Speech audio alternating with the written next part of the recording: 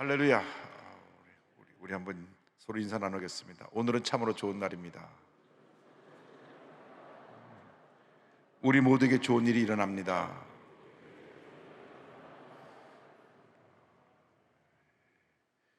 우리 대한민국이 1882년 5월 22일 미국과 수호 통상조약을 맺음으로 세계 무대에 등장하게 되었습니다. 그 당시 조선은 당파 싸움으로 사분오열되고 외세 침략으로 풍전동화 같은 위기에 처해 있었습니다. 중국이 한국을 변방국가로 붙들고 있었는데 일본이, 러시아가, 서양의 강대국들이 조선 땅을 자기 것을 만들기 위해서 서로 세력을 확장하는 바람에 조선 땅이 전쟁터가 되고 버리고 말았습니다. 청일전쟁, 러일전쟁, 그 전쟁터가 우리 조선 땅이 된 것입니다.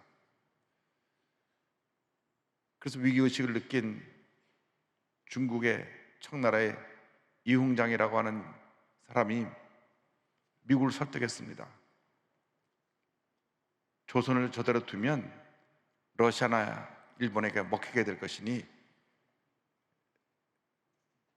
미국과 조선이 수호조약을 맺어서 이 나라를 보호해야 되겠다. 그래서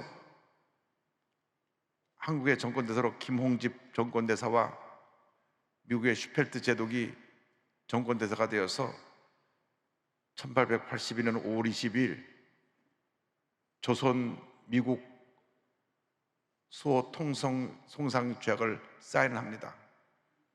이 사인을 할 때 중국 이홍장이 그 합의서에 조선은 중국의 변방국가라는 것을 넣어달라고 했는데 슈펠트 제독이 단호히 거절했습니다. 이것은 조선을 하나의 독립국가로 인정해서 우리가 맺는 계약이지 중국의 변방국가로서 계약을 맺는 것이 아니다. 사실 1882년 5월 22일 전에는 조선이 중국의 변방국가가 되어서 조선이 왕을 책봉할 때나 세자를 책봉할 때는 꼭 중국 황제에게 가서 윤호를 받아야 됐습니다. 많은 조공물을 갖다 바치고 윤호하노라 하는 서류를 하나 받아와야 그 다음 왕위를 계승했는데 그것이 마침표를 찍은 것이 바로 1882년 5월 22일 이번 주일입니다. 140년 전에 맺었던 조선 미국 수호 통상 조약입니다. 그래서 그 조약으로 말미암아 처음으로 조선이라는 나라가, 코리아라는 나라가 전 세계 무대에 얼굴을 내밀 수 있게 되었고 독립국가로서 세계 무대에 등장하게 됐습니다. 그래서 고종이 나라 이름을 대한제국으로 바꾸고 황제라고 하는 칭호를 받습니다. 고종 황제라는 칭호는 그전에는 황제라는 칭호를 가질 수가 없었는데 조민통상조약의 결과로 고종 황제가 되고 그 조민수 총장조약의 결과로 미국에서 제일 처음 우리나라에 의류 선교사로 들어온 사람이 알렌 선교사고 1883년 들어왔죠. 알렌 선교사가 들어와서 고종의 주치를 하고 1885년 4월 5일 부활절 아침에 일본을 경유해서 들어온 온도우드 아펜셀라가 공식으로 발을 디뎌놓으므로 우리나라에 기독교가 문을 열게 되었습니다. 기독교 시대가 문을 열게 되었습니다. 하나님께서 위대한 일을 하신 것입니다. 1882년 조민수 총장 조약이 맺어지지 않았다면 선교사가 들어올 수 없었는데 그 조민수 총장 조약으로 말미암아 공식적으로 선교사 이름을 가지고 뉴저지의 뚜루 신학교를 졸업한 아펜셀러와 뉴브런스윅 신학교를 졸업한 언도드가 일본 동경을 거쳐서 일본의 유학원 이수정에게 한국말을 배우고 이수정이 번역한 마가복음을 들고, 그리고 1885년 4월 5일 날 제물포항에, 인천항에 발을 내딛습니다. 그래서 한국의 기독교의 문을 열었는데, 한국 개화기는 기독교 역사입니다. 의료, 교육, 정치, 문화, 모든 영역에서 기독교가 절대적인 영향을 미쳤습니다. 모든 민족의 지도자가 기독교인이었습니다. 지금으로 말하면 다 대통령이 되고도 남을 분들이죠. 조만식 선생님, 김구 선생님, 안정원 선생님, 서재별 선생님, 이승만 박사님, 다 기독교인입니다. 이승만 박사는 프린스턴에서 신학교를, 목사들로 신학 공부를 2년 하다가 나는 정치인을 불렀다 해서 정치학으로 바꿔서 정치학 박사를 받고 들어온 분입니다. 이렇게 해서 우리나라 첫 재헌국회가 기도로 시작한 대한민국입니다. 이 위대한 대한민국이 오늘에 존재하게 된 것은 첫째도 하나님의 은혜요, 둘째도 하나님의 은혜요, 마지막도 하나님의 은혜입니다. 그런데 왜 오늘날 우리가 기독교의 영향을 이렇게 다 잃어버렸느냐? 끊임없는 분열과 다툼, 분쟁 때문입니다. 여기 장로교 총회장, 대표되는 총회장 두 분이 오셔서 이 말씀드리기 조금 죄송하긴 하지만 한국의 장로교단이 200개가 넘습니다. 전 세계에 장로교인이 1800만 명이 있는데 그 중에 700만이 우리 한국에 있고, 세계 유일한 장로교 국가가 된 나라가 대한민국입니다.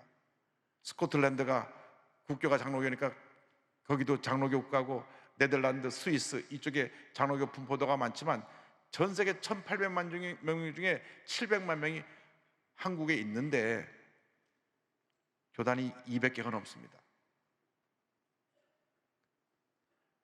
그래서 장로교회에서 하나됨의 운동을 일으키면 또 한 번 세계 역사를 바꿔놓을 놀라운 일이 일어날 줄로 믿습니다. 저희 교단이 10년 동안 나눠져 있다가 하나가 돼서 이렇게 세 번째로 큰 교세를 가진 교단으로 우뚝서게 된 것은 하나님의 은혜라고 생각합니다. 그런데 문제는 뭐냐면 한국 역사는 분열의 역사입니다. 계속 나눠졌습니다. 나뉘고 또 나뉘고 또 나뉘고 또 나뉘었습니다. 그래서 우리가 가졌던 그 기독교 전통의 아름다움, 영적인 유산, 영적 리더십을 상실했습니다. 좌편향 역사교과서라 그래서 모든 역사교과서, 국정교과서를 보니까 그 어디에도 기독교에 대해서 제대로 다른 교과서가 없습니다. 역사교과서인데 불교에게는 한 3페이지가 기록되어 있는데 기독교에게는 2줄입니다. 2줄.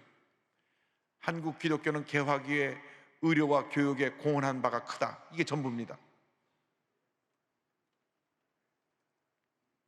우리 대한민국 건국에 있어서, 독립운동에 있어서, 사민운동에 있어서 그 주축이 기독교였습니다. 이 기독교가 왜 가장 큰 영향을 미치고 대한민국의 기초를 놓았음에도 불구하고 오늘날 이렇게 사회로부터 비판을 받고 공격을 당하고 영향력을 잃어버리고 코로나19를 지나면서 코로나의 주범으로 온통 뒤집어 써서 비판을 받고 이런 어려움을 겪어야 되느냐? 그 책임이 우리에게 있습니다. 오늘 성경 말씀에 성령의 하나 되게 하신 것을 힘써 지키라 했는데 우리가 하나 되지 못했습니다. 회개해야 됩니다. 분열과 다툼을 회개해야 되는 것입니다. 교회마다 분쟁이 일어나고 고소고발이 난무하고 총회 때 소리를 지르고 난동을 피우고 하는 일들이 과거에 있었습니다. 하나님 앞에 수치입니다. 부끄러움입니다. 우리의 죄입니다. 회개해야 됩니다. 우리는 강력한 성령을 통해 운동을 통해서 다시금 거듭나야 합니다. 주여, 우리 한국의 1903년 원산 대부흥의 1907년 평양 대부흥의 그 부흥의 역사가 다시금 오늘 이 땅에 재현되게 하여 주시옵소서. 성의 불이 떨어지게 하여 주옵소서. 그래서 성령운동의 역사로 말미암아 온 교회가 하나 되고 온 교단이 하나 되고 놀라운 부흥의 역사를 이루어서 21세기에 위대한 하나님의 역사를 이루어나가는 우리 대한민국을 만들어 나가는 우리 모두가 되어야 할 것입니다. 그리하여서 우리가 하나 될 때 하나님께서 북한의 문도 여시고 남북 통일의 놀라운 역사도 이루어질 것을 믿습니다. 우리가 먼저 하나가 되어야 합니다. 우리가 철저히 우리 자신의 그동안의 교권주의, 끊임없는 대립과 분열, 분쟁, 물질 만능주의, 교만을 회개하고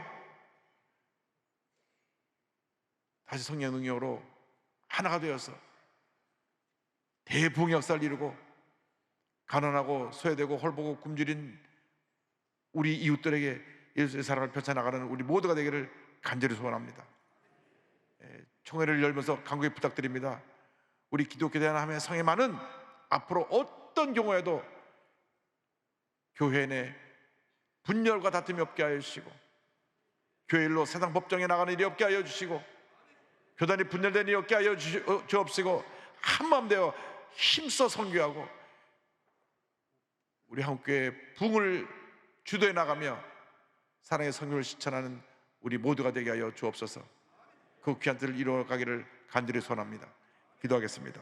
사랑과 은혜와 자비가 원하신 하나님 아버지, 성령의 하나 되게 하신 것을 힘써 지키라 하신 이 말씀을 우리 마음판에 새겨서 첫째도 성령으로 충만, 둘째도 성령으로 충만, 마지막도 성령으로 충만하여 하나됨의 역사를 이루고 대부흥의 역사를 이루어서 한국교회가 코로나19를 지나가면서 제2의 도약과 부흥을 이루어나가는 그 귀한 일에 우리 모두가 앞장서게 하여 주시옵소서.